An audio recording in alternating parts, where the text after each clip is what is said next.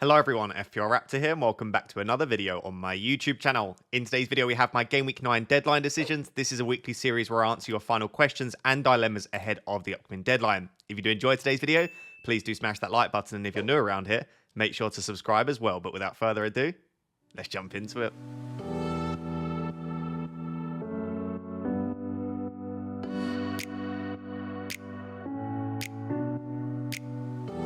So if you have not yet seen or you've forgotten, the deadline for FPL for Game Week 9 is on Friday evening UK time at 6:30 PM. As a result, I'm recording this on Thursday evening for a Friday morning upload, whereas I would usually wait until all of the press conferences on the Friday. Of course, I can't do that this week. So firstly, make sure you don't miss the deadline on Friday. And secondly, make sure to tune into the deadline stream. I'll be streaming, as always, 2 hours before the deadline, starting at 4:30 PM UK time, where I can go through any of the updates we get on Friday and also confirm my team, my transfers, and whether I actually plan on using the triple captain chip. And again, I'd love to know in the comments, is anyone tempted to play the chip? Because I am very tempted. You should probably sell Haaland, if anything, because we all know what Haaland has done to me this season. So what I thought I would do very briefly is just go through the press conference updates that we have on Thursday, along with the quotes on Saka and Son, as there are some doubts around them, before then answering some of your other questions and looking at some of the key players for Game Week 9 that we might be looking to transfer in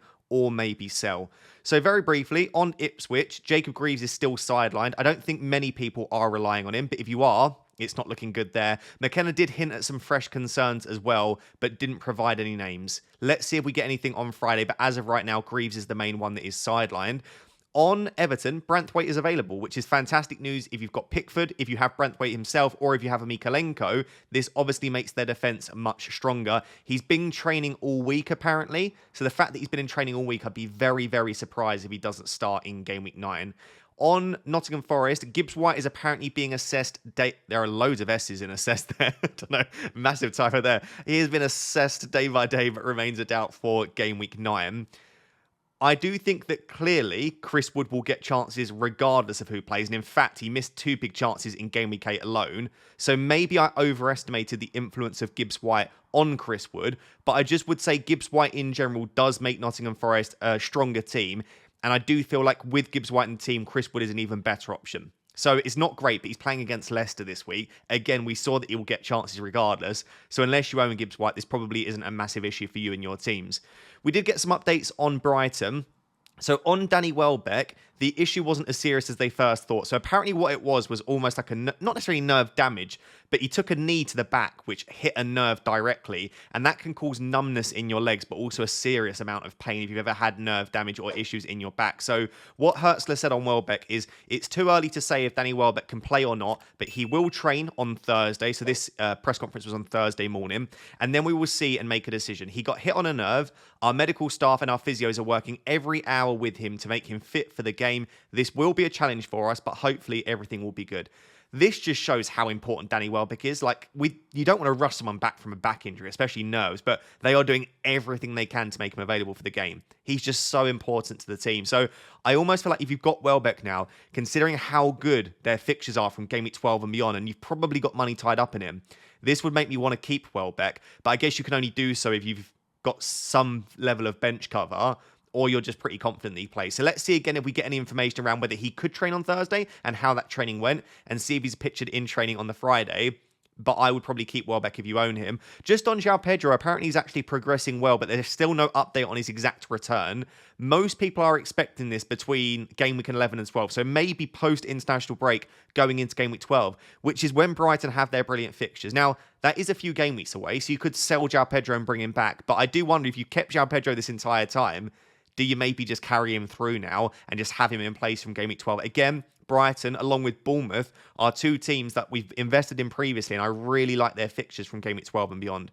So those were really it in terms of press conference updates on Thursday.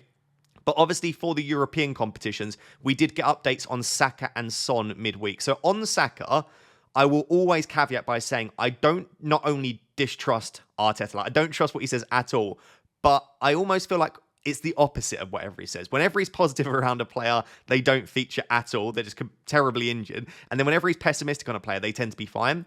So I'm going to read out Arteta's quote, but it doesn't really mean anything to me. So he said, at the moment, I'm not very helpful. Some people thought he said hopeful, but he said helpful. Let's see. We still have a few days. I don't know. He wasn't able to train yet, so that's unlikely.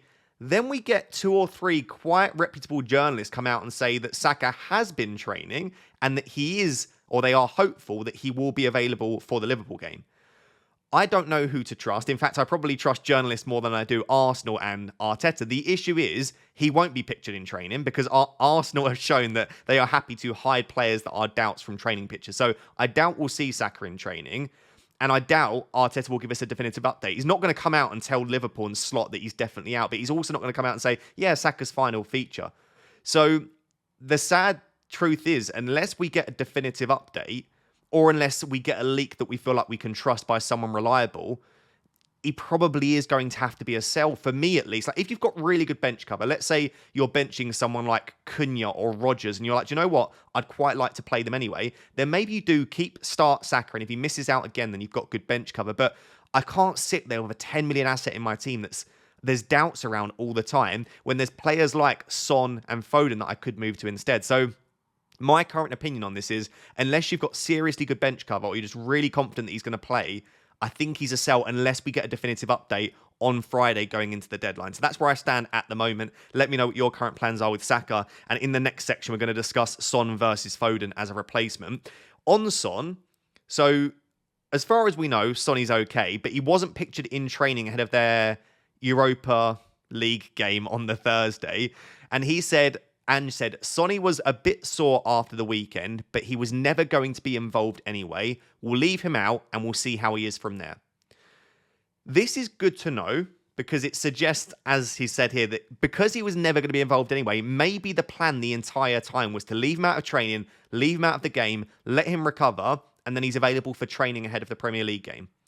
So, yes, he might genuinely be a bit sore, but all this tells me is that unless Ange is lying, which he doesn't usually do, Son isn't injured. He might just be feeling it a bit because he hasn't played much football recently. So I would feel pretty comfortable based on this, going out and picking up Son. However, Postecoglou may well have a press conference on the Friday, or we might get more updates on the Friday from sort of Spurs' training pictures as to whether Son is back in training ahead of the Premier League game.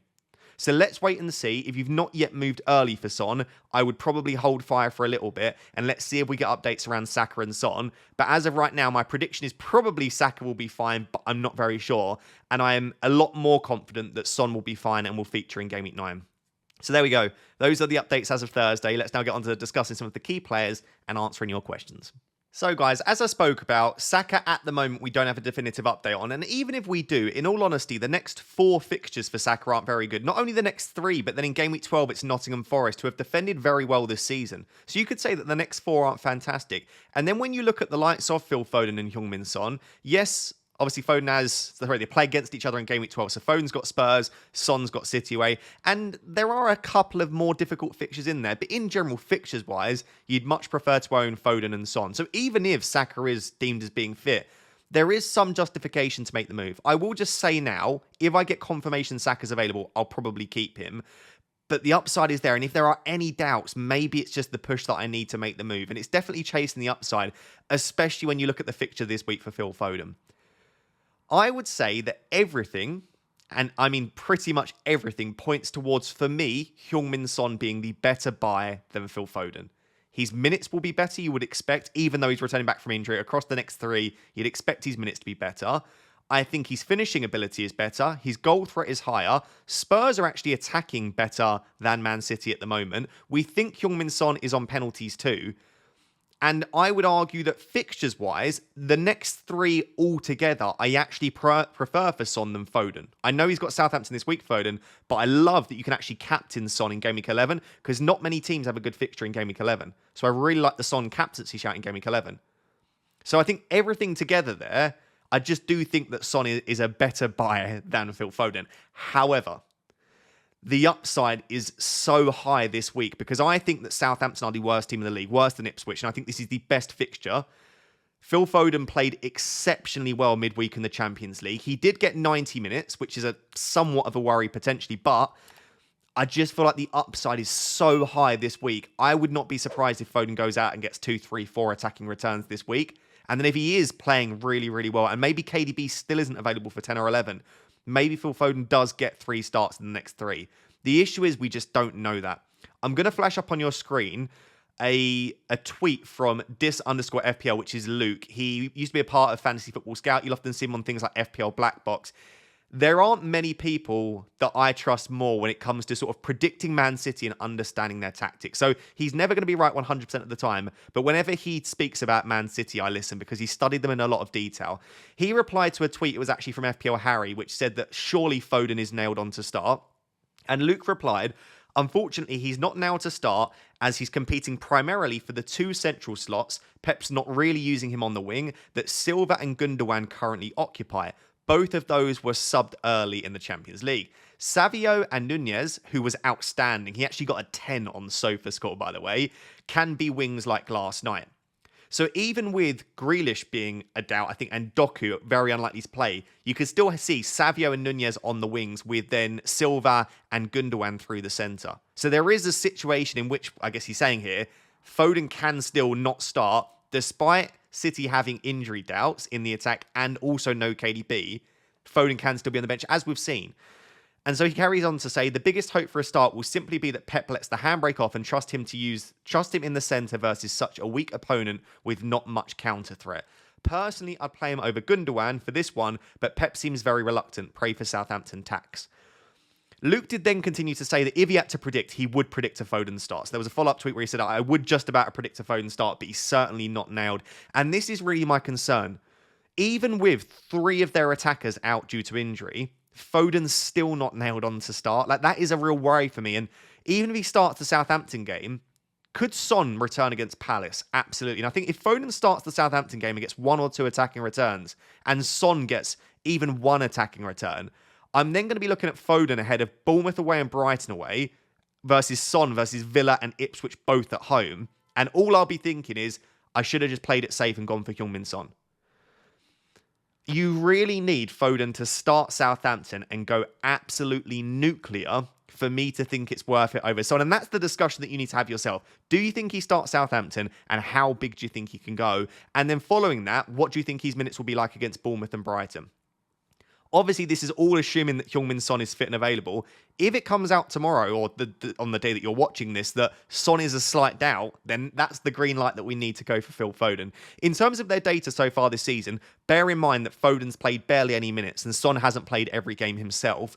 They've both got pretty good underlying data. Sonny has had almost triple the goal threat of Foden, though. You can see Foden's only had 0.12 non-penalty expected goals. Son's had 0.31. But then for expected assists, Foden's all the way up at 0.51, whereas Son is at 0.2. So Foden's actually been very creative in that number 10 role when he's featured, but he's not necessarily had the goal threat. But it's such a small sample size that I'm not drawing too many conclusions from that. We saw last season, Foden got 2 hat-tricks in the Premier League. The man can score goals, and against Southampton at home, I'm expecting a lot. In fact, City are projected to get more goals against Southampton than they were in their Champions League game. And remember that they scored 5 goals in that Champions League game. I'm not saying that they will definitely score more than 5 against Southampton, but by all accounts, this looks like the fixture of the Premier League this season. City at home against Southampton. There are so many goals in that game. I actually don't know where I stand right now, because I think I'm leaning towards probably needing to sell Saka unless we get a definitive update tomorrow, which I don't think we will. So I'm making this decision myself. Everything in my head is telling me to go for Heung-min Son. There's not a single thing in my brain that is saying Foden is a better pick than Son, but my heart is telling me Foden is just such an aggressive, high upside, fun pick for this week. And we don't always play FPL to be optimal. And this is something I need to speak about more on my channel, because I talk about AI team ratings and data, and I always talk about trying to make the best decisions. But that's not the only thing that FPL is about. FPL is about owning players you want to own. FPL is about having fun and enjoying the weekend of football. And I will feel more excited, and also more scared, by the way, having Foden in my team than I would Heung-min Son. So let me know in the comments which way you're leaning at the moment. If you are asking for my content creator objective advice, I would bring in Heung-min Son ahead of Foden. Just very briefly, Palmer, I would arguably have ahead of the pair of them, but definitely lower upside over the next 3 when you look at the fixtures. Newcastle and United aren't bad. Very tricky fixture in Game Week 11. Then from 12 onwards, you will want him. So he will save you a transfer, and he could go very, very big against Newcastle United. So I would probably say at the moment, if I was suggesting players to bring in right now for you, objectively, I would say probably Son, Palmer, Foden, just about in that order. If you can stretch to Mohamed Salah, then great. I would probably have him ahead of all of them because Arsenal have no Saliba. Beyond that, the next three after that for Liverpool are really strong. So all in all, before I finish this section, if you're looking to replace Saka and you've got unlimited funds, Salah, Son, Palmer, Foden. But that is not to say I don't think Foden's a good pick. And if you see him in my team by the deadline, I've not tried to trick you or anything. It's just that I don't mind playing suboptimally sometimes. And I don't mind bringing players based on vibes, gut feeling, and a bit of fun. So another key decision that a lot of people are making is bringing in a cheap forward into their FPL team and which one that is. And let me know down below if you are making this decision yourself. I would imagine a lot of people may be looking to remove the likes of Havertz, who I don't mind keeping, by the way, but the fixtures are definitely there to attack, especially if you want to free up some funds. And I would probably be of the opinion right now that most of the forwards that I would want are below that sort of £6.5 million price tag. So the top two forwards that I would like to bring in at the moment, honestly at any price, is Raul Jimenez and Yohan Wissa. I will chuck Strand Larsen and Cunha in there. If you do want a Wolves attacker, I think they're both really nice value, but I would still place Jimenez and Wissa ahead of them in terms of the pecking order of who I'd like to bring in. And so let's discuss who I would prefer out of Jimenez and Wissa. I will just start the section by saying I'm not going to massively lean one way or the other because I think they are both exceptional options. Like, these are the top two for me to bring in at the moment. In terms of price, there's not much to separate them. 0.2 million. If you think that could be useful, just go for the cheaper Raul Jimenez. Looking at the fixtures, they're just brilliant for the pair of them over the next 4 or 5 weeks. So there's not a lot to separate them. I would just about lean towards Wissa's fixtures because Wissa has 3 home fixtures in the next 5. Raul Jimenez has 2 home fixtures in the next 5. And 2 of those home fixtures for Wissa are Ipswich and Leicester. And whilst Jimenez is against Brentford and Wolves is still good, those are just absolute bankers for goals. You've got to imagine Brentford score lots of goals in those 2 games. Outside of that, they both play against Everton. They've both got a tricky away fixture in there. Jimenez has a tricky away fixture against Spurs. Wissa has a tricky away fixture against Fulham. But generally, you would be happy playing them in all 5 of those weeks up until 13. So fixtures, not a lot to separate them. In terms of minutes, once Wissa is back up to full fitness, I would say they have very similar minutes. I'd expect both of them to get 75, 80 minutes plus in most games. The issue we've got is Wissa has just come back from injury. He played 24 minutes in Game Week 8. I maybe jumped the gun and I was just like, do you know what? Yohan Wissa's going to start. He's going to start in Game Week 9. He's got 24 minutes off the bench. This is the week to bring him in. I've looked at a couple of Brentford accounts and they are a little bit more hesitant as to whether Wissa actually starts this game. If you are a Wissa fan, if you're a Brentford fan, let me know down below, or a Wissa fan. Do you think Wissa starts this game? I am still of the opinion that he probably starts, but maybe I was a little bit too confident in his minutes. Again, just reading some of the opinions from Brentford fans on Twitter, I think it's probably fair to say that in this game, Wissa gets somewhere between 30 and 70 minutes against Ipswich. He's going to come off the bench if he's on the bench, and he got 24 minutes in Game Week 8. So you'd expect that to maybe be 30 minutes in Game Week 9, or he'll start and probably get an early sub. So I think 30 to 70 minutes is a good prediction. If he gets 30 minutes against Ipswich at home, it's not ideal. You don't want to bring in a player to be on the bench, but he could do a lot of damage in the final 30 minutes against Ipswich. And then you still own him for Fulham, Bournemouth, Everton, Leicester. And then the high upside outcome is that he obviously starts the game. So I still think it might be worth the risk, but I just wanted to caveat and say that maybe I was a little bit too confident in his minutes when I talked about him earlier on in the week. But once they're both fit and available, once Wissa's fit and available, I think their minutes will be very, very similar. In terms of penalties, set pieces, right, neither of them are on set pieces. At the moment, neither of them are confirmed on penalties. And Burmo will take penalties for Brentford, so Wissa won't be on pens. For Fulham, Andreas took a very bad penalty against Aston Villa in Game Week 8. And Jimenez has a very good penalty record, and he's taken them quite confidently in the past. I wouldn't be surprised to see Jimenez take the next penalty for Fulham, but we don't know that yet. As of right now, all we know is that Andreas missed the last one, and he took that ahead of Jimenez. So right now, that might lean you slightly towards Jimenez in the hope that he takes the next penalty, if Fulham even get one, of course. When we look at the data, it's just brilliant for both of them. 0.63 non-penalty expected goal involvement for Jimenez per 90, 0.75 for Wissa. Wissa does have ridiculous goal threat. 0.67 per 90. It's up there with the best in the Premier League. It's so good. but he's got slightly less creativity. But Jimenez's attacking threat is still really strong. Jimenez has also been involved in 2.10 big chances per 90. Over 2 big chance involvements per 90. Even Wissa's is pretty good, by the way, at 1.14. Listen, these are 2 brilliant options. If I was wildcarding this week, I think my front 3 would be Haaland, Jimenez, Wissa. I think I'd have the pair of them. In terms of who would I recommend you bring in this week, I still think Wissa is the better player to bring in, but I am absolutely putting a massive caveat on it that he might not start, and I don't want to be held responsible if you bring him in and he doesn't start. So maybe in a similar way to what I said in the Son and Foden section, Jimenez is maybe the smarter pick that I would go for, but Wissa feels like the higher upside pick with Ipswich at home this week. Like, imagine owning Foden and Wissa this week. Beautiful fixtures, high upside differentials. It's the sort of play that we like in FPL. Let me know if you're going to own either of these. And like I said, I will just chuck the Wolves lads in there as well, because the likes of Cunha and Strand Larsen are also great transfers in. So even though it's a player that we've discussed a lot in recent weeks, people are obviously still asking questions around Trent Alexander-Arnold because they've held on to him and they want to know, do we now sell him, considering some of the slightly better fixtures coming up, but obviously Arsenal this week?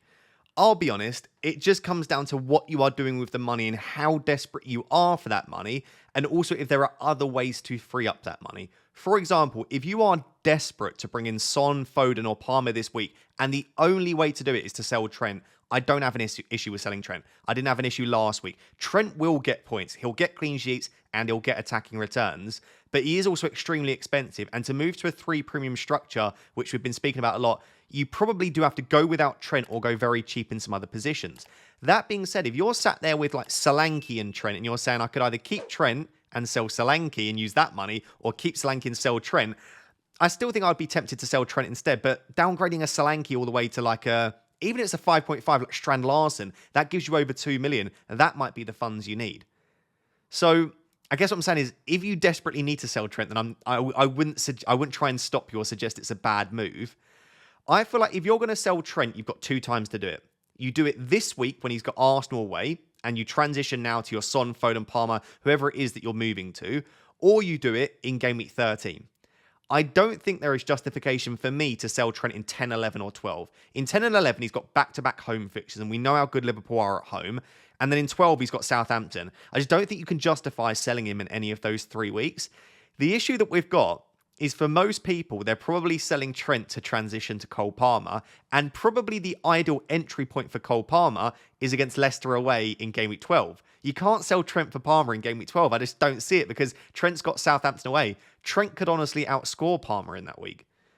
So maybe you just go this week. Maybe this is the week that you pivot from Trent to Palmer, because Palmer's got an okay fixture against Newcastle, followed by Man United, and then you have Palmer in place from 12 and beyond. Or you just hold Trent through. I would honestly, right now, if I had Trent and no Palmer, if I had 3 free transfers or more, I'd go now. Basically, if I still could use 2 transfers to pivot and still have 1 left, I would do it. If you're having to take a hit to do it, or if you're using all of your remaining frees, I do wonder, do you just roll, get more information, hope that Trent does well over 10, 11, and then around Game Week 12, work out another route to bring Palmer into your team? That might be the best option. In terms of his underlying data, his touch map, his ability, exceptional. Liverpool are still the best defence in the league this season. They continue to show, with a clean sheet in Europe again, how good they are defensively.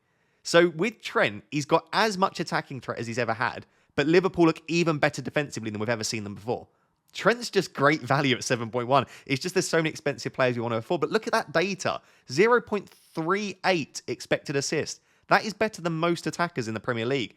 He's not got as much goal threat, but we know his ability from outside the box on free kicks and with long shots, that he doesn't need to accumulate the same XG as others. Takes obviously a lot of set pieces too. Involved in 0.67 big chance per 90. Again, like the man is just an absolute monster from an FPL perspective. I think he's been very unlucky not to come away with more attacking returns this season. So basically, I would hold him, and I would even start him against Arsenal probably, unless you desperately need the funds and you think this is a good exit point. I will just say, if you don't sell him this week, you are probably committing to holding him for the 3 after that. But that is not an issue. We're starting to get to a point where you've almost got like a differential Trent with back-to-back home fixtures followed by Southampton. So yeah, I like the idea of keeping Trent at this stage, but I do understand if you want to start pivoting towards that 3 premium structure, I don't mind the idea of selling him this week. I'd probably hold until game week 13. So we did just speak about Chelsea's fixtures, and someone asked, like, why are we not talking about Nicholas Jackson more? And in all honesty, I don't know. Yes, the fixtures aren't ideal, but he's just been an absolute monster. He's been brilliant this season. From a footballing perspective, from an FPL perspective, he's outperforming his expected data. The man's just on fire. 77 minutes per game this season. 0.73 non-penalty expected goals is better than Erling Haaland. It's better than Solanke. It's better than Wissa. It's actually, I believe, the best in the Premier League for all forwards that have played enough minutes to call it a decent sample size. He's got so much goal threat, and he's actually finishing his chances. 8 attacking returns in 8 starts this season. Not much assist threat, but look at that touch map. Apart from a few touches down deep, all of them are pretty much in the box. 1.9 big chance involvement per 90. I do wonder, if I was buying afresh this week and I had the funds to go to Jackson, I do wonder if I'd just go for it. Because from game week 12, we know how good the fixtures are for Chelsea. And across the next 3 games, I just expect Chelsea to still score goals. And Jackson and Palmer are going to be the ones that are involved in them. And his minutes continue to be looking so good. And I've just been so impressed with Chelsea as well this season. Yeah, I mean, I don't have much more to say on him. I just wanted to address it because I have been neglecting how good of a pick Nicholas Jackson has been. And like I said, from a footballing perspective, I think he's really improved this season. He seems more intelligent in his runs. His attitude seems better. His fitness looks better. The finishing, the one-on-one ability, just everything looks much better with Jackson. He looks like almost a finished product. He's still missing some chances, but been super impressed with him. So I'm considering it. I am wondering if I can get away with holding Solanke for the next few. Solanke's got Ipswich in game week 11. Jackson's got Arsenal. I wonder whether I could get away with a Solanke to Jackson pivot in game week 12 if I've got the funds. It might be that I have to downgrade Solanke to like a Wissa or someone like that. But if I can get away with still having that mid-priced forward, the pivot from Solanke to Jackson in game week 12 could work really well, because in game week 12, obviously, Solanke's got City. So that's my current plan at the moment. But yes, if I was buying this week, by the way, for the next 3, I'd probably rather Jackson to Solanke. But I just think given how good the likes of Raul, Jimenez, Wissa, Cunha, Strand Larsen all look, I do also wonder if it's just worth cheaping out on the forwards a little bit, considering you might get similar-ish output for a little bit cheaper. Let me know if anyone is interested in Nicholas Jackson. I'll be looking from game week 12. So guys, just to finish up, at the time of recording, which is late on Thursday evening, this is what the team is looking like. I've not made any transfers yet, and I have 3 free transfers to use with 0.1 million in the bank. I've got a few key decisions to make. Firstly is this benching headache that I've got with my defenders. If we're going based on clean sheet odds, I think it's Vandenberg and Gabriel. Wolves and Ipswich, no chance of clean sheets, and you can understand why. If we're going in terms of attacking threat, it's probably 8 Nuri and Gabriel. If we're going in terms of vibes, then we start Leif Davis and triple captain. No, we start Leif Davis because I just love him as a pick. I think I want to start 8 Nuri because I've just been so impressed. Eye test and data. He's passing everything and he's just so attacking. He's just an exciting player to own. And if Welbeck isn't available, which we don't yet know, it would make them a little bit weaker in their attack price. And I don't see clean sheets for many of them. The only player I can see a clean sheet for is probably Vandenberg. So I feel like if I was playing with no fear, that would probably be the defence that I'd start. But I have fear because the 3 weeks that I've benched Gabriel this season is Villa. He got 6 points. Spurs, he got 15.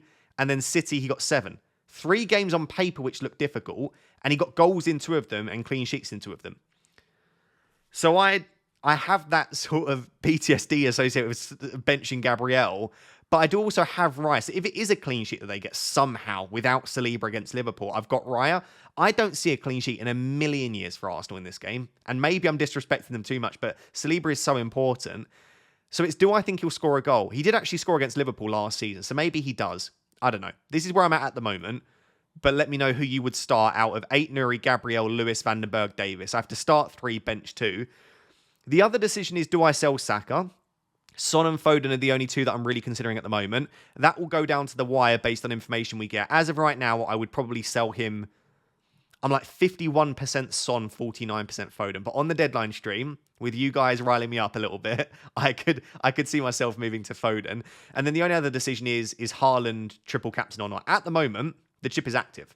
Now, you can cancel the chip, by the way. So if you activate and decide you don't want to, the triple captain chip can be deactivated. I just might go for it. Bit of fun. I like the fact that because he's blanked a few games in a row, people are put off, because I still think it's Erling Haaland against Southampton at home. He's still just an absolute joke of a man. Like, he's so good. He really is. And I don't...